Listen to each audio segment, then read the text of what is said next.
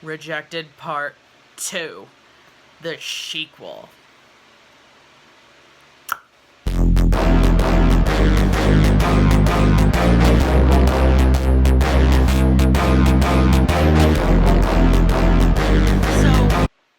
I actually wasn't going to talk about this probably because it kind of happened right after I got back from DragCon. I noticed it.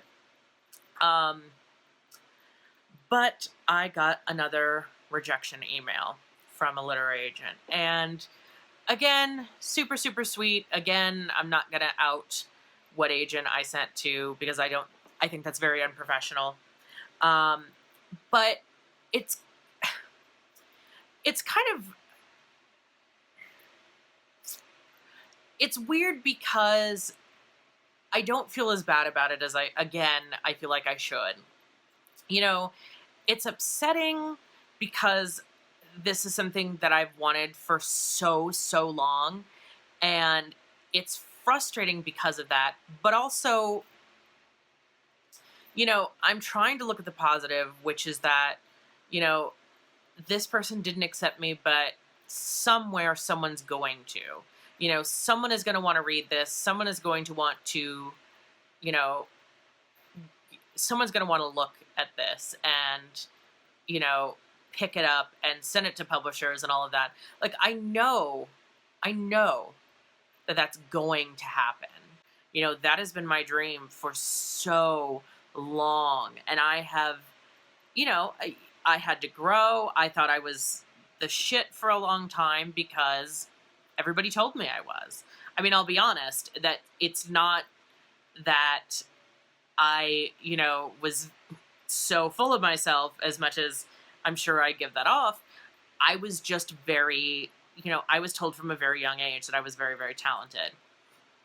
And so it became something that I felt I was ready way before I was. And I think it's very, very difficult when you're younger to recognize, really what your strengths and weaknesses are, and really how prepared you are for something and the reality of something. What I'm saying is, what I know now is, I really don't know everything as much as I thought I did when I was younger. And there's always room to learn, and there's always room to improve your craft.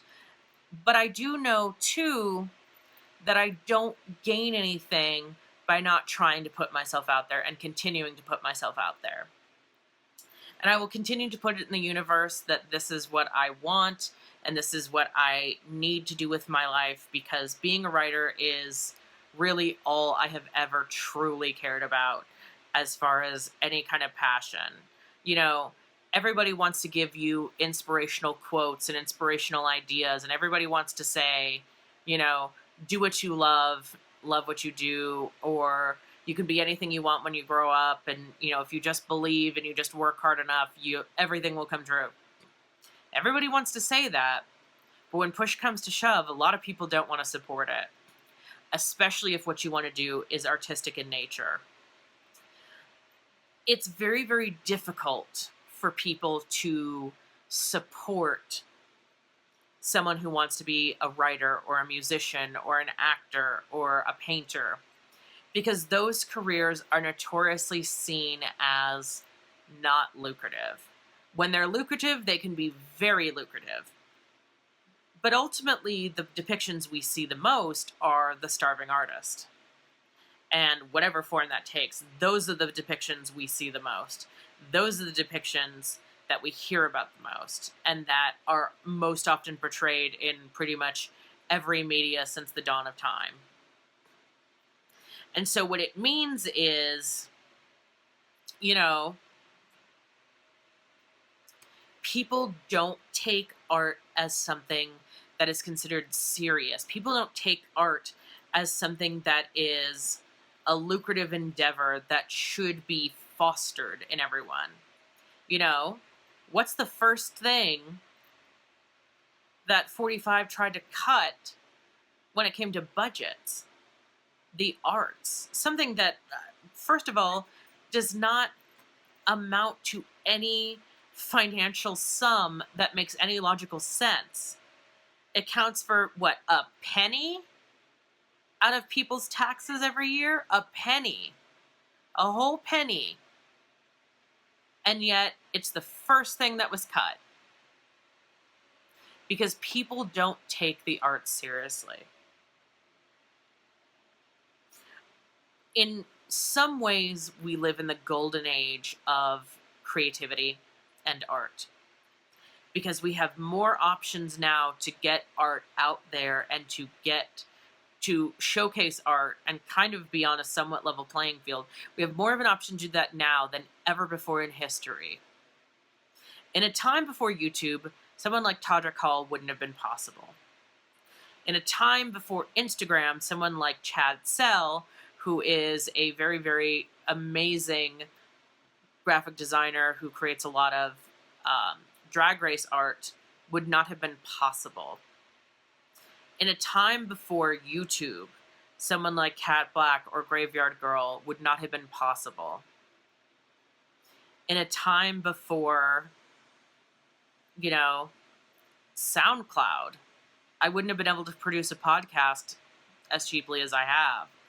In a time before WordPress, I never would have been able to put out a blog or write essays that everyone could possibly see, or write a story that everyone could possibly see. In a time before the internet, and a time before all of these technologies, there are a lot of people who would go unheard.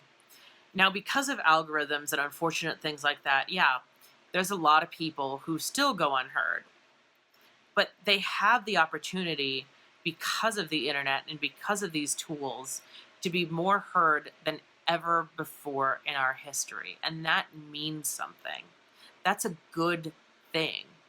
So in theory, there's a lot of people have said, and I kind of have to believe it, there's almost never been a better time to be an artist. But on the other hand, it's still something that is not considered a serious job, not considered a serious consideration until you can prove that you can make money doing it. A lot of people don't take it seriously. And I can understand that. But it's unfortunate because no matter how many hours you put in doing it, no matter how much effort you put in doing it, no matter how much work you put into it, if you don't have the, money to say you actually did it, people don't care.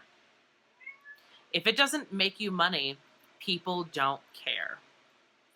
That's the cold hard reality at times. A lot of people in my family have supported that I, like to write, and that's what I do. But a lot of them don't feel like, when I was a full-time student in college, a lot of them did not view my full-time student and full-time writer as legitimate jobs, because neither of them were making me money. And so I was told a lot, well, why don't you have a job? Why don't you have a job? Why aren't you doing this? Why aren't you doing this? Now, I have a full-time day job currently. I've been working there for 3 years, ever since I graduated college. But the point is, why is this job, in which I put 40 hours a week in, more important than a job in which I probably put way more than 40 hours in? I'll tell you that much. Suffice it to say, it's disappointing that the arts are not considered real jobs or really something that are worth people putting time and effort into. It's sad to me that those are the first things that are cut and the first things that people kind of scoff at. Because we all enjoy art and we all, live in art, and yet we don't respect it. We love music and we love television and we love books, but we don't respect art enough to actually, not just pay for it, but to fund it. it's one thing, yes, to pay for it, but you also have to fund it on the other end of things. And I'm guilty of it myself. It's just a matter of, you know, we need to make more of an effort, all of us, to support art in whatever way we can. And if that means, finding artistic charities to give to, then, we need to start doing that. And sometimes supporting art means creating it. Supporting people in your own life who are artists who need help. With that in mind, if you like this video, please feel free to like, comment, and subscribe, and especially subscribe. I'd love to have an open dialogue about this and about all of the topics that I've talked about. I would really love to hear from you. I would love to hear your questions. So, yeah, I think that's kind of the long and short of it. Thank you again for watching.